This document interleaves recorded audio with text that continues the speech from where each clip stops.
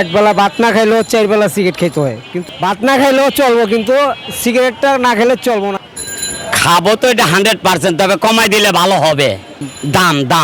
দামটা তো এই যে কমাইলে একেবারেই ভালো হবে।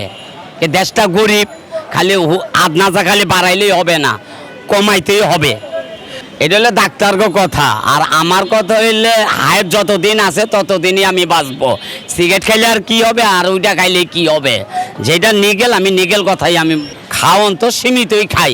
তারপর যদি এত দামটা বেশি বাড়ে, আমাদের জন্য জুলুম হয়ে যাবে।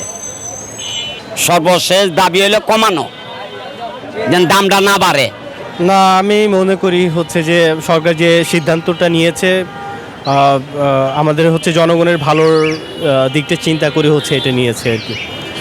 আমি মনে করি যে যেহেতু ধূমপান হচ্ছে যে এটা আমাদের সমাজকে একটা হচ্ছে যে মারাত্মক একটা ক্ষতির যে দিকে নিয়ে যাচ্ছে আর কি।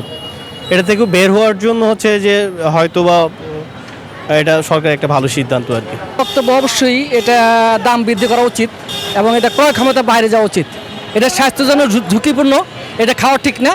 তাই গভর্নমেন্টে যা করতেছে এটা খুবই ভালো কাজ, ভালো উদ্যোগ দিতেছে। আমি তো মনে করেন সিগারেট খাই, একবেলা ভাত না খাইলেও 4 বেলা সিগারেট খেতে হয়, কিন্তু সিগারেটের দাম যে বেশ বৃদ্ধ, যে ধরনের মানে সিগারেটের দামটা আর কি বাড়তেছে, অথবা পরবর্তীতে সিগারেট খাওয়াটা বন্ধ করে দিব পাবলিক। সিগারেট খাইতে হইব, ভাত না খাইলেও চলবো, কিন্তু সিগারেটটা না খেলে চলবো না, কিন্তু দামটা বেশি হলে সিগারেট খাওয়াটা বন্ধ করে দিব।